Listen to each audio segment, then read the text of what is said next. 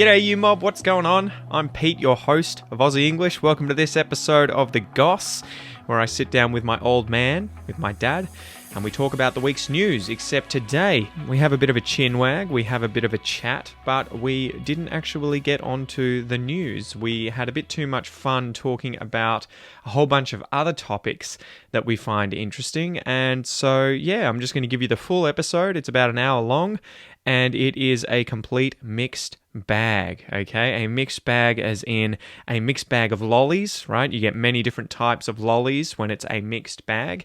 In this episode, you get many different subjects instead of lollies. So we talk about craft beers and Aussie beer culture. We talk about sailors and how they used to drink watered down grog, which was, I believe, beer or rum that was watered down. We talk about cannon fodder, right? And going to war, what it was like back in the day, and how Hollywood doesn't necessarily represent going to war and, you know, those scenes out of Vikings and everything that accurately. We talk about Aussie movies and pop culture, Australian and British self-deprecating humour and how it differs from that of North America, both America and Canada. We talk about capitalism, specialty handcrafted culture in today's day and age where people are obsessed with unique things as opposed to mass-produced things. We talk about reality TV, and then lastly, we talk about Elon Musk, electric cars, and going to Mars, right? So anyway, I hope it's an interesting episode for you guys. There's a lot in there, a lot of different vocab, expressions, lots of different cultural stuff. So it's chock-a-block, full to the brim of interesting content. And yeah, without any further ado, smack the kookaburra and let's get into it.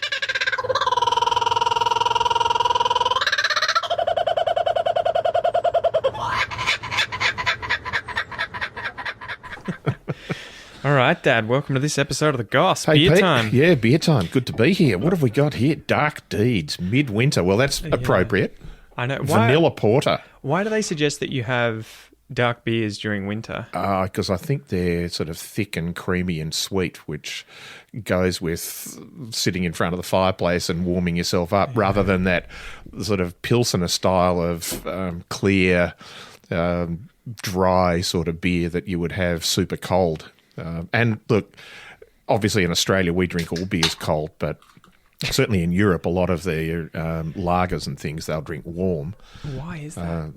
It's Europe too. Everything should be cold, shouldn't it? Well, you know, Anyway. well, it's the old gag about people say you should drink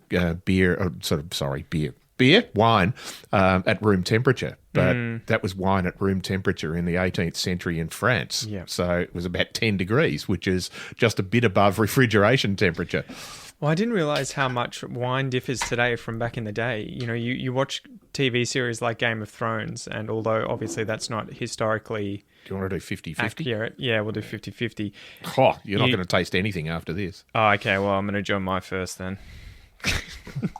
It's a little lighter. Yours is pretty dark. Yeah, I'm glad I'm going this one first. Cheers. All right, cheers, Dad. But Not going to poison you. You're saved. Watching Game of Thrones, you see how much wine they put away, and you're just like, how are these guys not low just alcohol. permanently smashed? Yeah, it was much more watered down. They mixed in spices. Yes. Yeah. And it was the same with beer. Beer was traditionally low alcohol as well. Well, wasn't it drunk by monks? Monks and sailors. Yeah. You know, beer. Well, that and, was rum, wasn't it? and- Grog. well, Where we got grog from. But grog was just watered down rum. But they used to take barrels of beer as well. Particularly on long trips, because there was enough alcohol in it to act like a preservative, so it didn't go off. And water was in rotting barrels, and it went off really quickly, whereas beer didn't. Yeah, it's pretty crazy to think that sailors were just toasted, a lot of the time. Yeah. Although they Well, probably I only had think you rations at the end of the day, I think you had to be. Well, didn't they quite often end up rebelling or... Apologies in advance for the slurping while I do this. You've got to slurp black beer. It's just sort of a done thing. Yeah, almost like a coffee, huh? But it's pretty funny that they would often rebel if there wasn't any grog or if their rations were cut. Oh, yeah. Right? Because they'd be like, this is the only thing I have to look forward to. Exactly. Every single day. Getting half pissed at night was the only thing I had to look forward to. And it would have been such a shitty job. You can't imagine. I was watching a thing on the VOC. I don't know how to say that in Dutch, but it's the Dutch East Indian Company. Yeah. And how you would potentially end up working for the VOC back in the day. And I think that the company had set up back in places like Holland or the Netherlands, men that were effectively used to convince poor farmers to send their sons off. Yeah, to become send their sailors. 8-year-old And so children they off. would tell them, this is a way for you guys to make money. You're going to make loads of money. It's going to be an amazing experience. You get to see the world. You get to sail all over the place. And it was some ridiculous number of them just die. Yeah. And they quite often I think they get like hoodwinked. I don't know where we get that expression from. Yeah, there's I don't know one if to that's look related up. to... We'll keep that one for next time. Look up, put us Hoodwinked. Yes. But they would get tricked where they would get them drunk and then effectively kidnap them. Oh, well, before they would actually be able to change their mind. And that's certainly the way mind. that, I'm not sure about other nationalities, but the British Navy worked that way for centuries of just going off and going to the local pubs and just rounding up the drunks. And the weird thing is, wouldn't you think as a sailor or as the captain, for instance, that maybe it's not the best idea to have sobering up drunk people as my crew on board a ship? But look, they were just beggars can't be choosers. Yeah, they needed sailors, anyone. the sort of unskilled, although they became skilled reasonably quickly, or they died. But unskilled sailors were really just literally cannon fodder when they were in the Navy, who were actually out there fighting battles and things. They just wanted people to run the ship, do all the manual labour on the ship, and that was all, and fight if they had to. Disposable, huh? Yeah, they were fairly disposable. Do you want to explain what cannon fodder is? Cannon Because I remember fodder, when I first heard that when I was younger as a kid watching movies, I always thought that was the stuff the feed cannon the cannon. shot. No. Or fodder, stuff feed that you the would cannon. feed the cannons. Like, Well, 'cause fodder means food fodder that's is given food. to cattle and livestock. Well, cannon fodder was just it was not for sailors so much, but more just foot soldiers back in the sort of 16th, 17th, 18th century, when you just had to have the team that had the most soldiers won. Because there was a limiting factor on how quickly they could reload. Right. and how much ammunition they accurate. had, and they weren't very accurate. So you literally just got all these people and just charge at the opposition, and they'll charge at us, and we'll just see how many we can shoot down. Why was it such a gentleman's thing back then with that too? Because you watch films like, is it The Patriot? That's the one with Mel Gibson. Yeah. In America, where it's the period where there's not a civil war. There's a war between Britain. The War of Independence. The War of Independence. So this is the 1776. Yeah. And you have the British and the French involved and the Americans, but they have still at that period, obviously one-shot rifles that take about a minute to reload with I don't even know the name of the thing that you would push the ball down into the chamber. You'd have to put the gunpowder in the top of the gun and then have a wick that then went down, and you had a delay on when you fire it, but it takes like a second for it to shoot. A good musketeer back in those times could shoot and reload to shoot again 3 times in a minute. So it would take 20 seconds. Jesus. That's a really good one. Yeah. Your average person, I've tried it. Your average... Where? It was an exhibition thing, something, and they just said, we'll show you how to do it. Then, all right, I'll have a go at this. Yeah. 2 minutes and I was still a klutz, and the guys just, it just becomes such routine. For sure. And they use their mouth as the third hand to hold bits, and whereas I was hopeless. But I would have been dead after the first shot. Yeah, but the weird thing for me watching those films is seeing the way in which opposing sides that are at war fight in an honourable and orderly manner back then. Why was that held to? Because you would imagine that if you knew anything about game theory of, like how things compete in order to win, or what happens as a result of break competing. the rules and you win. Exactly. Why would you not just be like, screw waiting for them to have their shot? Yes. Let's just take another shot when we can take it. Although I guess you get mayhem and disorder. Yeah. But look, still... I think there were, that those really strict rules, I think, are a bit of an invention of television, Hollywood invention. But there was certainly not so much rules, but established processes for the way a battle would occur. In that, we'll meet at 8 o'clock in the morning on this field, and the 2 generals would be sitting on opposite sides of the field up on hills, and sort of waving flags and pointing to people to where they go. And we'll fight for half an hour and see what happens. Yeah. And then the one that's got the most men standing wins, and we clean up the dead and start again tomorrow. And a big no-no was taking out the officers, right? Oh, yeah, yeah. They were effectively untouchables Yes. because the men needed to gather around them. But again, you would think... Yeah, just shoot the general on top of the hill. Well, Yeah. or even the officers organising the men, and you're going to have mayhem. People aren't going to be organised. They're going to fall apart, exactly. run off, or just They used to, get and they shot. used to. The senior officers would take their wives and their family, and they'd have these little picnics on top of the hill, watching these Great. battles. Macabre. Yeah, it is. It's a bit bizarre. Yeah, so cannon fodder was just effectively that you had a shitload of soldiers or men who were effectively used to draw the fire from the cannons, right, to distract them, and they were disposable, and then after the fact, you could charge in and take them out or whatever. Yeah. I'm going to have to slow down on this beer. My God. This could get more interesting in an hour's time. Yeah. I think we've done one where we've had We some haven't. strong We beers haven't done one on half an empty pissed. That stomach. I've seen some vloggers and podcasters who do that. Just as a bit Joe of Rogan, entertainment. gets stoned or Yeah, has a few whiskeys and there's a guy who I don't know how and he keeps it together. I won't name him, but if you find him, there's a couple of guys who used to do. They worked for a camera store in Canada. And they were all, they do a lot of online reviews and things like that. But every year they would do their best of the best camera of the year, the best. But they would, after everything, they would take another drink, and by the end of it, they were just falling about laughing. Have you seen the interview on YouTube? There's a channel that's like the Hot Wing Challenge or something. No. I haven't. It's a channel where a guy the hottest effectively sauce you can, interviews people, all sorts of famous people, chefs, actors, actresses, whoever it is, but he makes them eat progressively spicier hot so you sauce go from on the his chicken through wings to the or the buffalo suicide wings. chicken wings. Yeah, and they see how far they can get. And so there've been a whole bunch of interesting One of characters. the best things you can do if you're eating hot sauce on things is drink beer. Well, you'd probably just get given water. Beer is better than water, apparently. Yeah. But I mean, he's not going to try and make it easier for you. No. But at least he does it with you. That's the good thing. Well, yeah, but if he's used to it.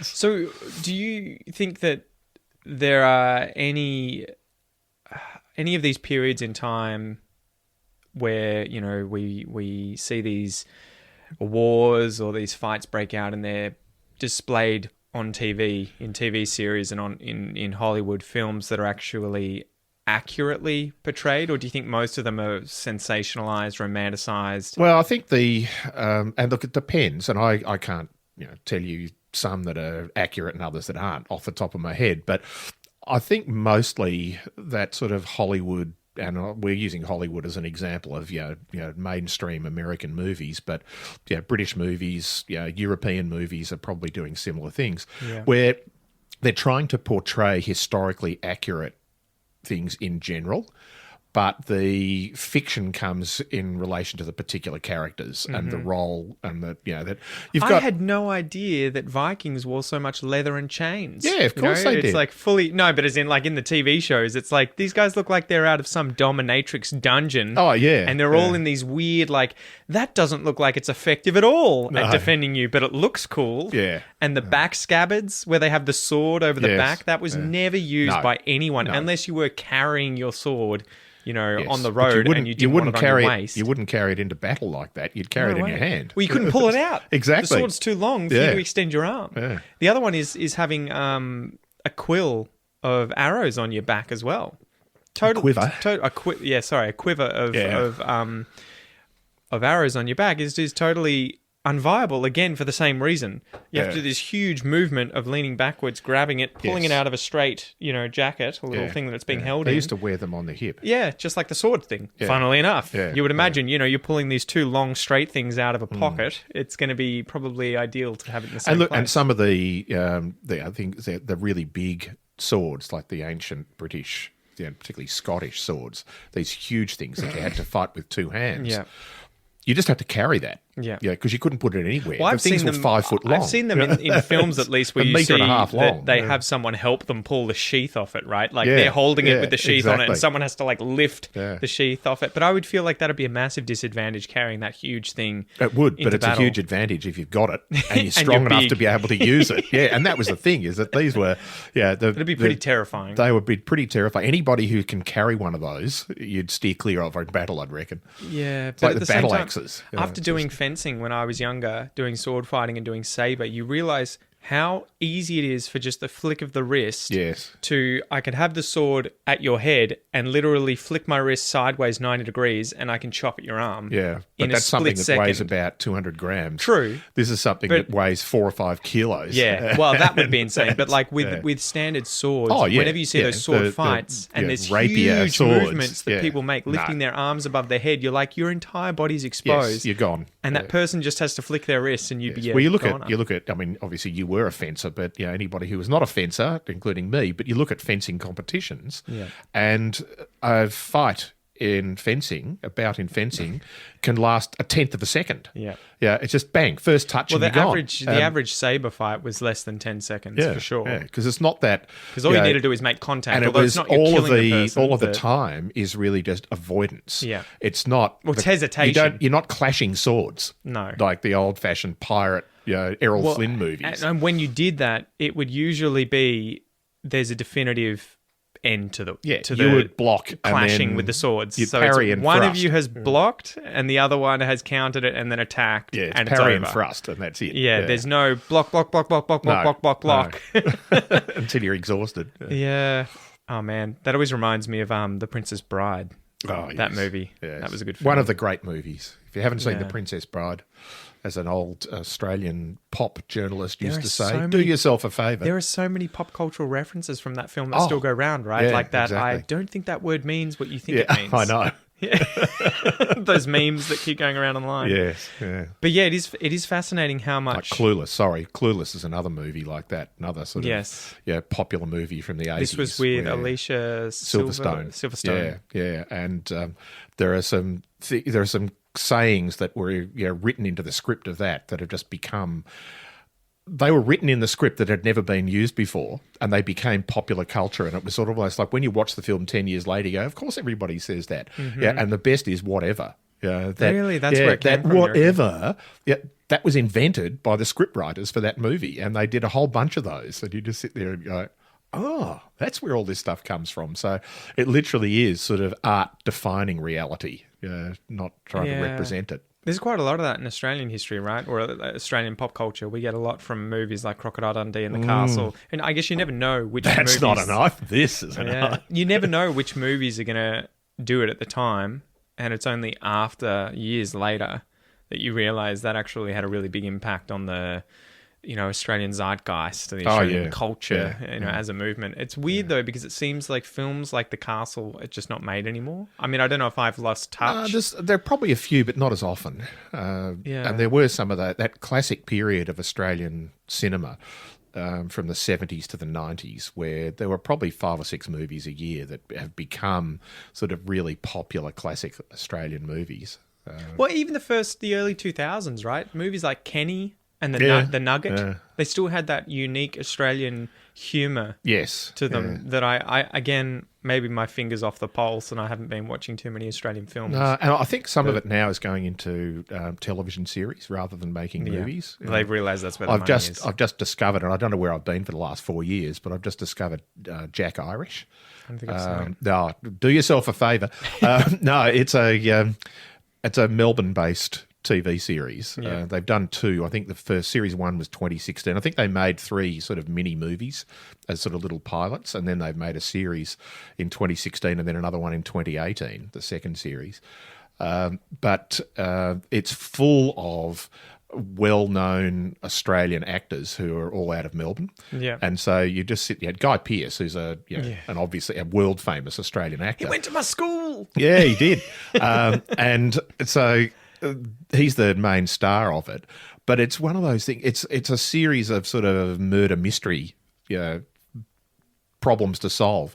But it has that Australian larrikin humour in it as well, Yeah. where you just sit there chuckling, even though sort of it's not blood and gore sort of stuff, but there's this mystery of, well, who's killing these people, and at the same time you're laughing at the interactions of the characters, and that was what a lot of those movies were like. They were semi-serious drama in the background story, but they were treated with a sense of humour that was classically Australian.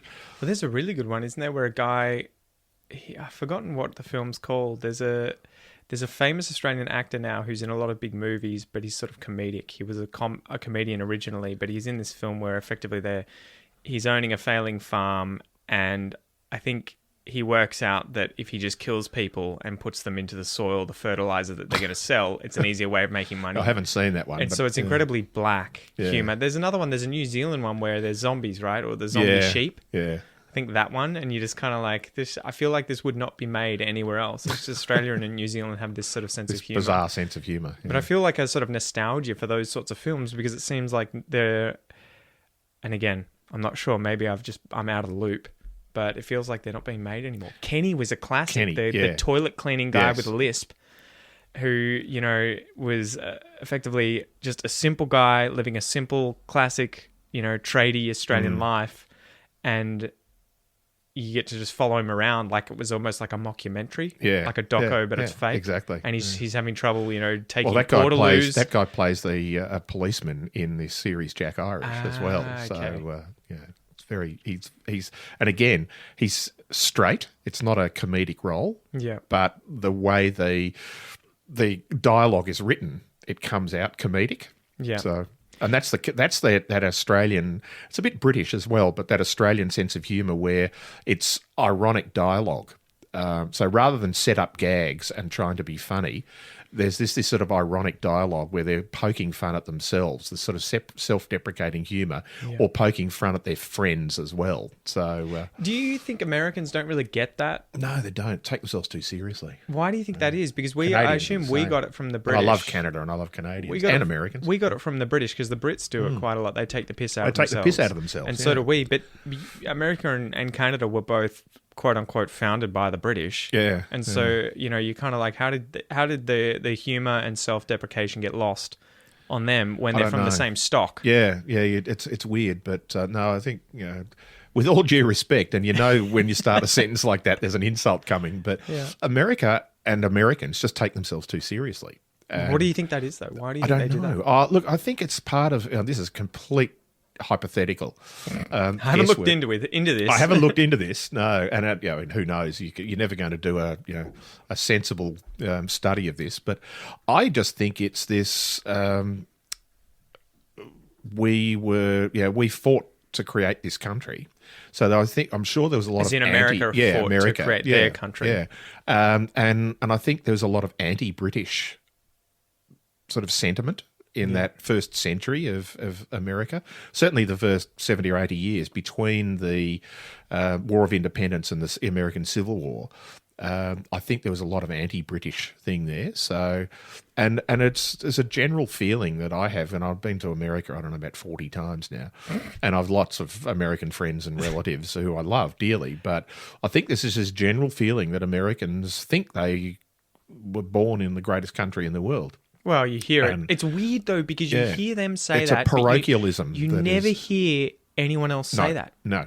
You never hear that touted by Canadians, by British people, by Australians. We never say, but you remember, we live in the greatest country in the world. This is the best country. And the usual line that I have with that when people, and I joke with my American friends and relatives that they were born with a stamp on their birth certificate that says you were born in the greatest country in the world, and they keep saying that for the rest of their lives. Well, to pause you there, you would imagine if you were, you don't need to tell anyone. No, exactly.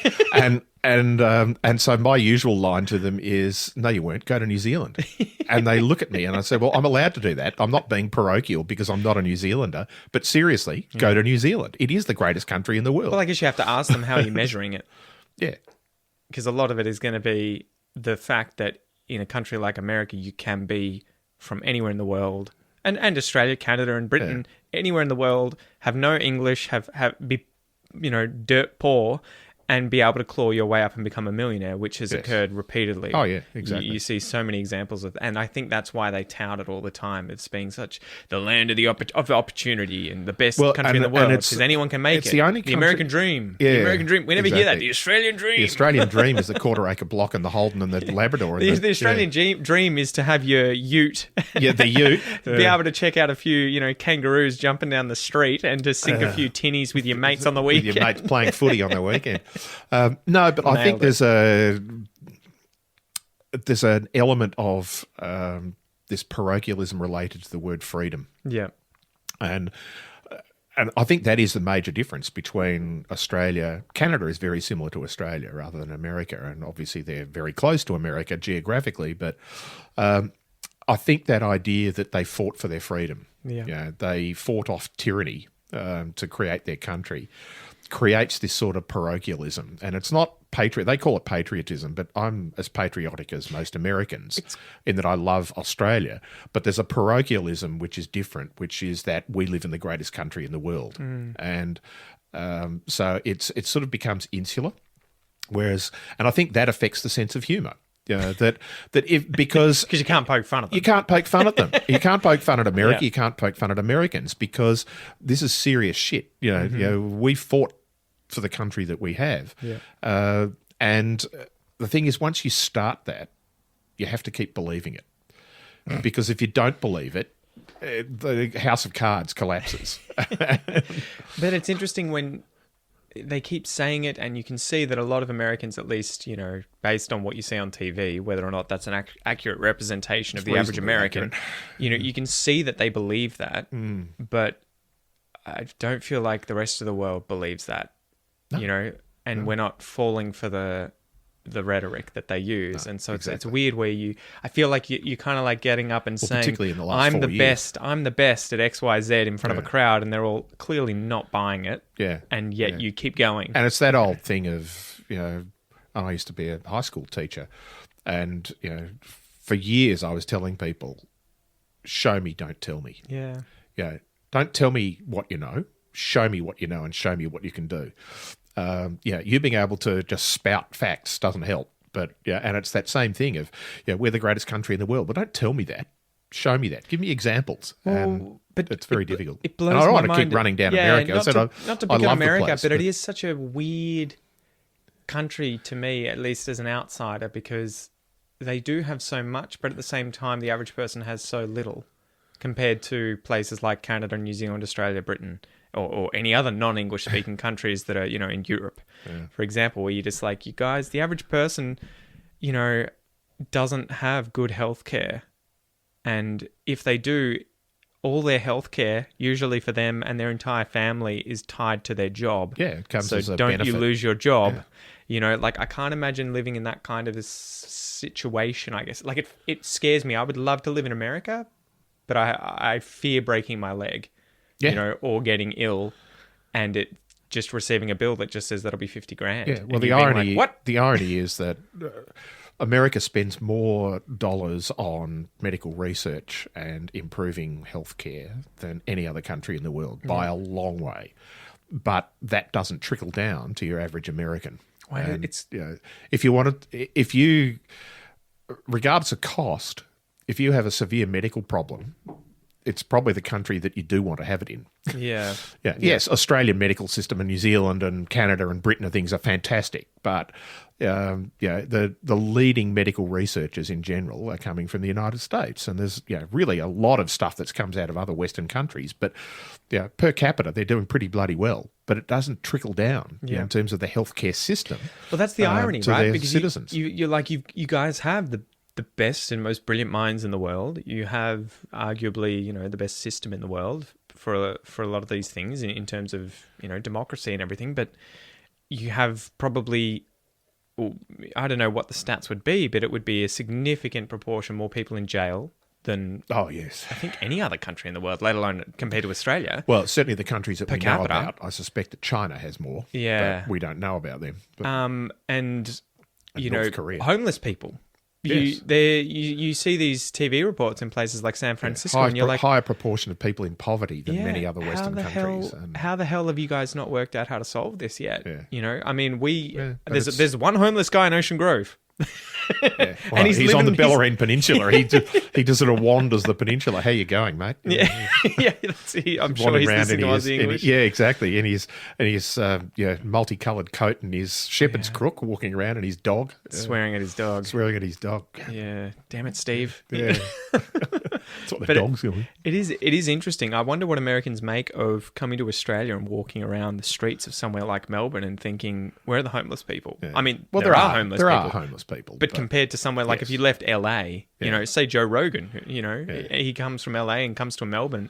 I've heard him quite a few times just say, why aren't we like Australia? Let's be like Australia, and bring up gun policy and everything else. I know. Yeah. So are you going to go the rest of that beer? Or do we can swap over if you want. Yeah, Jesus. I won't taste the bloody thing after this. But no, it's not too bad. It's better than that crap you had the other day. 6.2%. $25 can of beer. Jesus, yeah. We had one the other day that was similar to this in colour, but it had been aged in a bourbon oak barrel. Yeah. And it tasted like a cross between chocolate and bourbon. Really sweet. And it was about 13% alcohol. 13% alcohol, which is probably, 4 or 5 times the usual beer? Oh, yeah, it's standard 3. beer. And these are IPAs, so these are pretty strong. Or stouts. This one's a stout, isn't it? This one's an IPA. That's 6%, I think. So that's half the other one. Yeah. What's this? Quadzilla. Quadruple hop pale ale. Quadruple hop, does that mean it's got 4 times the amount of hops in it? I presume it does. I'd say that means it has probably 4 different hops. Screams. I love reading this shit on craft beers. It's sort of like your Yobbo's version of wine wanking. Mm-hmm. Screams from the street at an unstoppable monster of hops. Yeah. Kveik. I can't. Kveik. No, it's obviously a Eastern European word. Pale ale with a burdensome amount of oat that's hopped beyond recognition. This monster takes us all hostage. Our only defence, the juice division, commanded by a House Kveik yeast blend, and backed up with a heavy barrage of lush tropic hits from rare mythical hops like Jester from the UK, Samba from the USA, and NZH 107, an experimental variety from New Zealand, like tearing apart an island and devouring it like it's fruit. Sorry, fruit salad. I'm getting into the bit that's sort of here. Have a look at this. Yeah, it's very dark purple. So anyway. This one's a Dark Deeds one, and you've got some Godzilla. Quadzilla. Sorry, forgive me. Better. You know it's a good IPA. You can't when see it's cloudy. through it. Yeah. Either that it's made in Adelaide from water from the Murray River. It looks like a cider. Oh, it's very citrusy. I like that one. I'm not sure about the number of... They made that out of lemon juice. Yeah. It's good. Yeah, that one's good. This one's a bit strong. Do you want to talk about that? Kel said that before we came in here because we were like, do we have some beers for this one? What is it? You're going to be pissed by the time you get halfway through. Oh, well, she's probably not wrong. I've got a bit more weight than you. I can last another beer. Making it so big today because it's really interesting, and this is something I've noticed more recently. Capitalism has kind of gone through a bunch of stages, right? We had the end of the 1800s where everything started becoming... all these factories, the Industrial Revolution, factories, we had all these huge machines. And then I think what you would have gone through the early 1900s to mid-1900s where everything was mass-produced and everyone wanted, really commercialized things. They wanted to know... Consistency and I'm cheap. going to get my consistency. Yeah, so you had... At the same time, you had restaurants like McDonald's and all these other huge chains pop up because they could make sure, we'll have the same experience. Mac, you know what's going to be wherever you go. Yeah, exactly. But it seems interesting that we've kind of gone through that. I felt like that was what it was like in my childhood, or maybe the tail end of it. And now it seems to be that we've all jumped on the emo, goth, hipster bandwagon where everyone actually now wants to express their uniqueness. Everybody wants to be so unique that they're all the same. Yeah, which amazes me about that whole hipster thing. I mean, that's sort of tongue-in-cheek, but in a way with this sort of stuff where now there is actually... a huge market for small and different mom and pop, unique, organic, locally crafted, locally farmed and produced products. It seems like, and the Americans say this with their mispronunciation of the word, the riches are in the niches, and Aussie English is somewhat like that to some extent as well. It's not mass produced all English.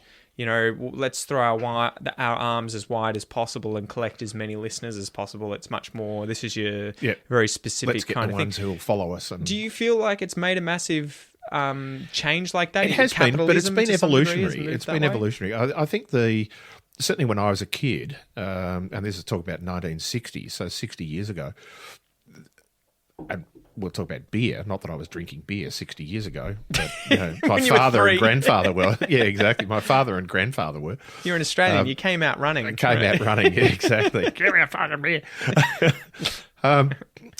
You drank. Yeah, there really was 4 varieties of beer, and they're all produced by the same manufacturer in Melbourne. In New South Wales, they were you Carlton. Had Melbourne bitters. There was Melbourne Bitter, Carlton Draft, Victoria Bitter, Carlton Draft, and Foster's Lager. Okay, yeah. And there was Abbott's Lager, which was another version of Foster's, and it just came from a different brewery. But they're all owned by Carlton United Breweries. And then that was in Victoria. In New South Wales, there was Tooheys beer. Yeah. And in Queensland, there was 4X. Yeah. And why do they call it 4X? Because Queenslanders can't spell beer. Boom, boom. You got lit up, Queenslanders. The other gag for that is, look, the irony is that I don't reckon you can tell the difference between Carlton Draft, Tooheys, and 4X. But the other gag with Melbourne drinkers in particular, would say that they're calling it 4X because they're ashamed to call it beer. But that's just a gag. It's no better or worse than any of the others. But that was basically it. So that was down the eastern seaboard, and in South Australia there was another brewery, Cooper's, which is still around. Yeah. Don't drink Cooper's. But they went full woke, right? Yeah. Woke, or did they go? They were the complete opposite. They're the right? complete opposite. Yeah. The Cooper's family, which still owns that company, they were donating huge amounts of money to the no vote on gay marriage in Australia. Yeah. And so there'll be a lot of religious listeners, but I guess the basic message here is that the average Australian was very pro allowing gay marriage to come through, or at least not allowing the churches to have a monopoly on marriage. Yeah. And it was very weird to see such a big organisation throw a lot of money behind the no vote. Yeah, and I think regardless of where you sit result. on the particular issue, and everybody, we live in a free country, even though we don't fight for it, but and freedom of speech is one thing. But when you have large corporations effectively propping up political votes, that's something that just isn't done in Australia very often. Usually, unless they're mining companies. Yeah, well, let's not go there. Clive Palmer. Yeah. Well, he'll be in jail soon anyway. But I'm not allowed to talk about that because exactly. Where was I? Yeah, so there were really a few beers, and then it became the sort of thing that every now and then you'd get a new beer that would pop up, and Carlton United would buy it, or Tooheys would buy it. So they get acquired. They would keep it running along, but it would just be acquired and become part of the mainstream. Well, this is Coke, right? With Fanta and Sprite and all these other brands that it just ends up picking up, and then you always see on the back of the thing, owned by Coke. Yeah, but now or Pepsi. It's become a thing, and I don't think it sort of happened in 2011. All of a sudden, these craft breweries popped up. There'd been craft breweries around all the time. Yeah, but I think people's tastes had changed. Well, you in the want sense that people wanted to try. Right? Well, I'll try something different. Yeah. My father would drink Melbourne Bitter, and Melbourne Bitter, and Melbourne Bitter at home. And when he went to the pub, most times if you went to a pub, you could, if you were lucky, you had the choice between Carlton Draft and Victoria Bitter. Really, on tap. Which do you want? Which do you want? But you never went to the pub, which I do now. You go to a pub and you say, "What have you got? Show me your beers. What do you recommend? I want to try something new. Have you got something local?" And when I'm traveling, that's the thing that I do, particularly traveling in places that are good at producing beer. There are some fantastic craft breweries in America. Every town you go to has some really good craft breweries. In Britain, every village has brews their own beer.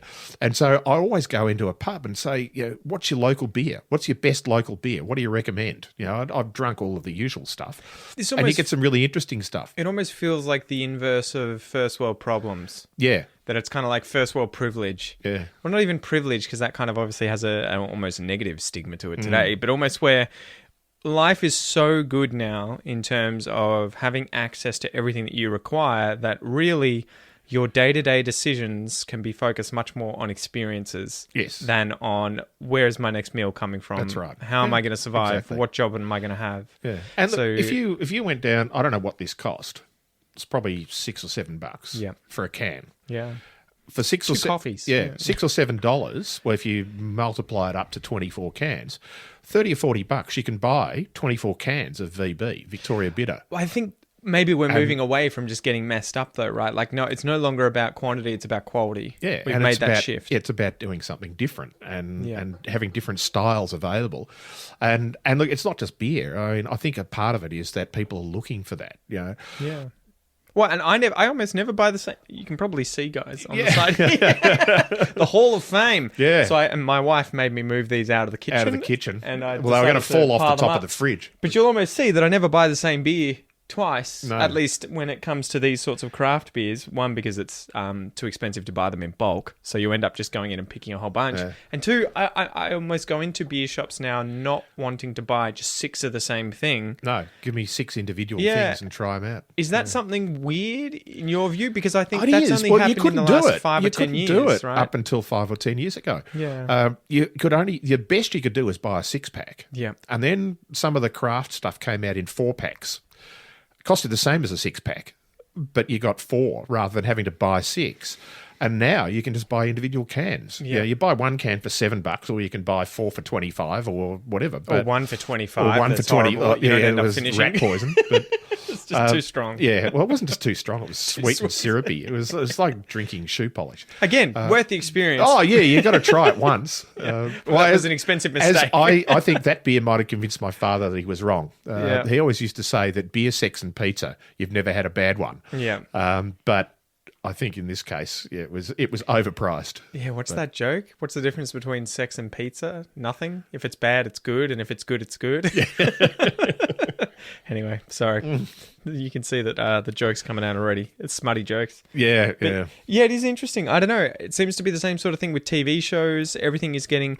Maybe it's because we have so much choice today too, that you kind of want to go down a choose your own adventure. You do, So you get yeah. something like Netflix, and I mean there are things Well, that I think everyone's that's watching, the but at the case same that- time you want to that discover something unique. We're fortunate in a sense. In Australia, we've had a relatively we've had the craft brewery version of television and cinema in Australia, and so since the 70s, as we were talking about earlier, that there were very few really bad Australian movies made. But there were very few really good ones made. But there were a lot of really good ones made, but some of them didn't make the mainstream things. But so we're in that sort of craft, brewery, boutique style thing. Mainstream television, your average commercial television now, is full of 90% crap that's easy to make. So-called reality television. No, that's easy to make. It's cheap. I didn't realize Big Brother's still going. I'm like, But what? Big Brother, I am proud to say that I have watched 5 minutes of one episode in the first series of Big Brother about 20-something years ago, and I decided I'd never watch it again because it was... I can still remember some of the first people on the first irony series, is but that, then my I know. my but interest dropped off pretty quickly. The irony is that was almost reality television for a while. It was a contrived situation. You throw 20 people in a house and you just toss them out periodically. Well, I appreciate it so much more now, sticking with Big Brother, in just what they were trying to do.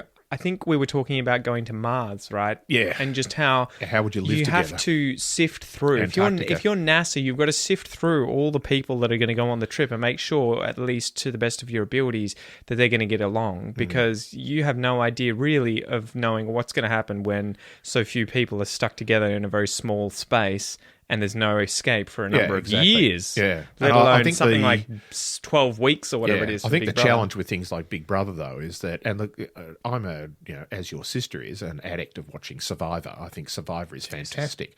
But What is it up to now? Season 30 or 40 something? something. Jesus Yeah. Christ. And there've been an Australian Survivor, New Zealand Survivor, and there's probably who knows, Survivor from all sorts of places. But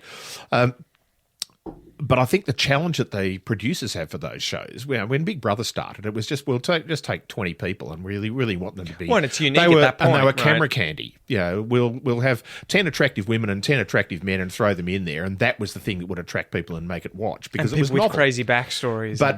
But then it became, well, what do we do to make it interesting? And then they would, they were clearly setting up conflict by just putting a few lunatics in there. That was the whole point. And that was the whole point. Yeah. But so that sort of contrived thing for television. But you're getting back to my original point. There's a lot of that television now that is just mass made and it's crap, which is why we have things like Stan and Netflix and so on that are actually producing really high quality movies and television because people will pay to watch it. Yeah. People will pay $13, $15 a month to watch nothing, and have a right? choice of high quality TV and high quality Comparatively, movies. that's, probably what I spend on coffee in 2 or 3 days. Yeah. And you're able to get access to an infinite or close to infinite Yeah, amount of and good it's entertainment. certainly now it's coming out where, unfortunately, now if you want to watch a wide range of good stuff, you've got to have Netflix, you've got to have Stan, you've got to have Apple TV, you've got to have Google Plus, you've got to have so you're going to end up subscribing to about 6 different things. So you're going to end up costing $100 a month, which is less than what I pay for Foxtel, which is our standard, the equivalent of what used to be called cable TV. It's all satellite. There are other ways of getting I know what you enjoy. I know You there don't are, have to go. but there aren't because the reason I pay for Foxtel mostly is because of sport. Yeah. Yeah, and the trouble, and they're clever. If you buy the cheapest package, it'll include a sports channel, but it won't include the 3 channels that you want to watch. And by the way, they're Game on of 3 Thrones. separate things. You remember that? Yeah. They were doing that, I think, for a while, right? Upselling everything. Oh, And, yeah. if you want Game of If you Thrones. want Game of Thrones, we'll put that on. It's no longer on Showcase. It's going to be on a special channel that you have to go to the Platinum service Very to get. clever. Yeah, which of course they're going to do. But Yeah, it's interesting. I was watching something the other day where they were talking about the rule of 3 in terms of companies and how you usually start with, a handful, dozens, hundreds, and then eventually they get subsumed into 3 big companies. I can't remember what the examples were in terms of cars in America. well, but it was cars like in Ford, America, Chrysler, it was Ford, and something Chrysler, else. and General Motors. General Motors, okay. Yeah, and then what happens? General Motors got Chrysler at least. Well, and but Ford, I don't know but also what happens is that you get a bunch of smaller ones popping up underneath that because in order to compete with each other, the 3 big ones have to effectively be making the same cars. Yeah. And certainly in Australia. I mean, Chrysler in Australia sort of disappeared, but we had Ford and Holden, General Motors equivalent in Australia, who were making the same car. Your Commodore and Falcon were basically the same car. Yeah. And it was, do you want it shaped slightly different? And do you want it to come in different colours? But then you had a whole bunch of people saying, well, Toyota are going to make smaller cars. The biggest selling car in the history of the world is the Toyota Corolla. And that was because people wanted something different. And so and then all of a sudden Toyota is the biggest company in the world. Actually, they're not anymore. They're not the biggest car company in the world. Do you know who is now? Well, in terms of single brand, or in terms of value of the company on the stock exchange? Volkswagen? No, Tesla. Really? Yeah. Okay. Although it's crashed recently. I don't know how. Yeah, but when they got up to $1,700 a share, Jesus. they passed Toyota.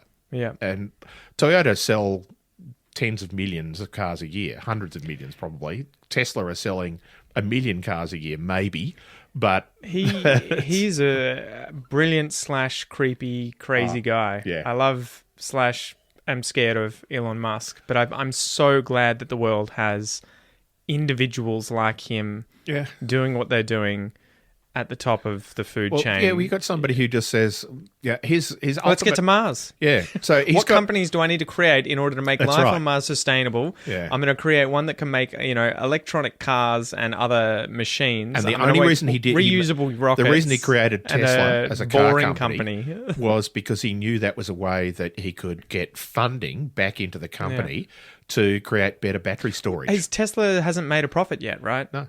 Yeah. But they keep, it's now the biggest car company in the world in terms of value on the stock exchange because people believe in it. And the only reason he created it, I've never spoken to Mr. Musk personally, but allegedly the major reason that he created the company and started to do electric cars was because he wanted to have a way of building better battery storage. Yep. And we have I think I don't know whether it's a Tesla company or not, but it's an Elon Musk battery storage thing in South Australia. Yeah, well, he just effectively said he did. You guys had a massive blackout. This is one of the greatest bluffs I'll fix it for one you. of the greatest political bluffs that fortunately the South Australian Premier didn't blink. He went, okay. Done. Where Elon Musk came in and said, you guys had this huge blackout. Yeah. I will build you a battery storage capacity that'll sit in South Australia so that you'll never have a blackout again. I'll build it in 3 months. It'll cost $1 billion. and I'll give it to you for nothing. If it doesn't get built in 3 months. What's the negative side? Yeah. And if it doesn't get built in the 3 months, I'll give it to you for nothing. He built it in 3 months. And the irony is, the day that it went live, there was a power blackout in New South Wales, the state next to South Australia, and New South Wales didn't even know that it was going to kick in and back them up, and it did. And the power blackout lasted an eighth of a second.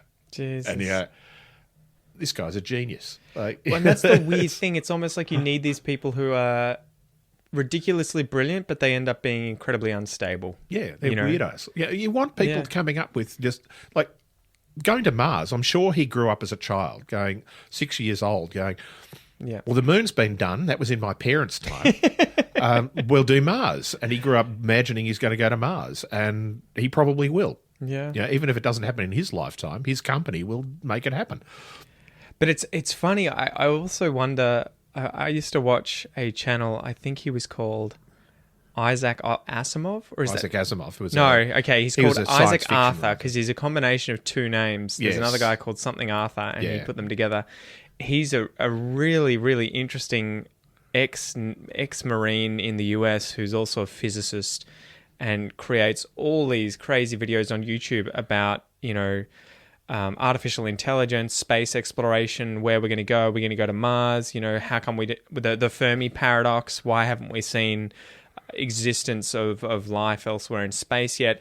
But I remember him... It's too far away. Yeah, I remember him making a bunch of videos on going to Mars and just how infeasible it is. Oh, yeah. And why you would just never do that. In terms of wanting to find somewhere else to live, his thing was much more about you would just create cylinders that rotate that are in space and easily turn those into places to live. You wouldn't populate a huge planet. Again, you need a terraform I agree. first. I don't know that. Again, I can't read what's in Elon Musk's head, but I don't know that the drive to go to Mars is about providing another place for humanity. It's just a massive wank. It's just because we can. It's like, why did we go to the moon? Why did... Because we wanted to beat Russia and China. Yeah. It's an ego trip. But... Actually, it was just Russia back then, right? It was, yeah. But China's laughing now. Yeah. It was an ego trip that was really about saying... Can we do it? Can we do it? And what improvements and innovations in science and technology are we going to need in order to do it? I was watching something recently about that, and they would have reached Mars with a person, it's believed, in the next decade. Oh, yeah. If they'd maintained their momentum when they were doing the space race. The NASA budget in the 1960s was and I don't know exactly what it was, but it was a huge proportion of the GDP of the United States. Yeah. It was more than 10%. I guess it would have been the Cold War and the Vietnam War that kicked in and sort of took the budget from that. And then it just died in the mid-1970s. And now the budget now is smaller than it was in the 1960s. In actual dollars. No, in actual dollars. Ah, okay. Yeah. So imagine how small it actually is in comparison. Yeah. So...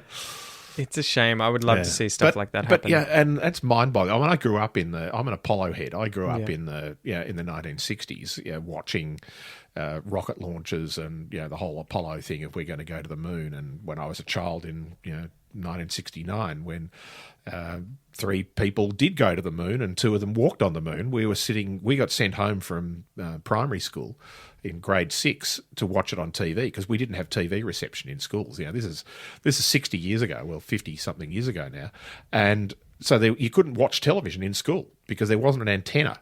And if there was one, there would have one television connected to it. So there were 800 or 900 kids in our school. Yeah, and we all got sent to be home. A big TV. And it was supposed to happen at about 11 o'clock in the morning, Australian time. It didn't happen until late afternoon. Go and watch the movie about that. Another great Australian movie called The Dish, which is about the connection of one of our telescopes in outback Australia. Parks, right? Yeah, Parks. And how it was getting that one lined up to actually be able to transmit the... Because we played a pivotal role. We did. In the moon landing because we were on the opposite side of the world effectively and able to maintain communication with the people in the Apollo mission whilst the Americans were on the opposite side. Exactly. So... Yeah. So that's a bit of an aside. But so I was a real Apollo head. and just really wrapped in it. But all of a sudden, it just stopped. Yeah. And he went, "Oh, well, what am I going to believe in now?" And Freedom. Yeah, freedom. But there hasn't been a sort of science and technological innovation unifying thing before or since. Yeah. You can say that Henry Ford in the late teens, early 1920s, when he decided he was going to make a car that everybody could drive, and then everybody decided around the world, all the car manufacturers that were around went, "Oh, this is a good idea," and so car manufacturing just boomed in the 1920s. But that wasn't an externally imposed thing. That was a purely commercial thing. Of yes, we can do this, so we're going to sell stuff. Yeah. Whereas the Apollo missions was really just about this. There was an idea, and the world got behind it literally. Even though it was American dollars that were responsible. You wonder what's going to happen with the travel to Mars. You wonder if there's going to be a similar sort of space race, or if we're going to work together. I don't think there will be a space race. I don't think you can afford it. Yeah. Although there are certainly. I mean, NASA is looking at it. Elon Musk is not. He's collaborating in general, I believe, but they're not working together. It's not one program. And I'm sure Russia and China are probably looking at it as well and going, well, although Russia doesn't have any money anymore. But you wonder what's going to happen, because they're probably going to want to obviously do it for capitalistic financial reasons, and you would imagine that's probably going to be mining. But that was that big thing that came out of the Mars series that I was watching recently with Kel. Is that we're just going to take our problems from here and probably transplant them there, right? Yeah. And initially you're going to have a small group of people where perhaps a lot of the broader scale issues and competitiveness that occurs between countries is not going to exist, but eventually it'll just be subsumed in... And then there'll be an us and them thing as well. There'll be Martians and Earthians. Well, what's that? There's a TV series about that too, right? Where you've got the Belters, the Martians and the Earthers, and they're all competing against one another. And it is fascinating to think, where are we going to be in 1,000 years? Are we going to have those sorts of in-group, out-group fighting? But it's just big in the Earth. It's now all of a sudden the solar system or multiple solar systems. I actually can't imagine what humanity is going to look like in 1,000 years. The only imagination I have for it is that it is going to be clearly more technological than we currently are, but the population... But it'll look like us. But the population will be significantly smaller. Yeah. There's going to be a population crash at some stage. Well, there has to be. Why? We can't sustain 7 billion people on Earth. According to who, though? Because there is an ambition of almost every population, every country, every area in the world wants to improve what they're doing. But you would imagine that economics meets environment, and we can't necessarily exist the way that we're currently existing. But you can imagine all we need to really do is have shelter, food, and water, and we can probably find ways of doing that. It's going to be completely different. Existence will be completely different in terms of, are you going to have iPhones? Are you going to be able to just have your big block of land? It's 7 billion today. In 10 years' time, it'll be 8 billion. Yeah. Well, I was watching one of Isaac Arthur's things, and he was like, you could eventually have a planet where there's 1 trillion people. Yeah. But, this is what it takes to make that planet take place. Because ultimately we don't, 7 billion people, although it sounds like a huge number, it's still only a tiny percentage of space that individual humans are taking up. Yes, and so if you can work a way out of building structure and everything like that, and getting resources. And until we can work out, and really the key to it, people talk about food all the time, but the key is going to be desalination. Well, he was saying the weird thing was, how do we get rid of the heat? Because all of a sudden we're going to, if you've got 1 trillion people, which is 100 times, 1,000, 100 times what we have currently. 120 times. Yeah, you're going to have a shitload more heat that's created in the environment, in the world from all these people. Not to mention how much carbon dioxide. How do you get rid of it? Yeah. Anyway, Dad, we're almost at the end here. We are. We didn't talk about any news at all. It's a good episode of the Goss. Hopefully they liked it. Yeah, the news is just COVID, so you're not interested in that anymore. I've got a whole bunch here, but we'll have to tackle them next time. We'll do it next time. Anyway, thank you, Dad. Thanks. We didn't even finish the beers. We didn't. Yeah. Cheers. Cheers. Give me a little smash here. Oh, cheers, Dad.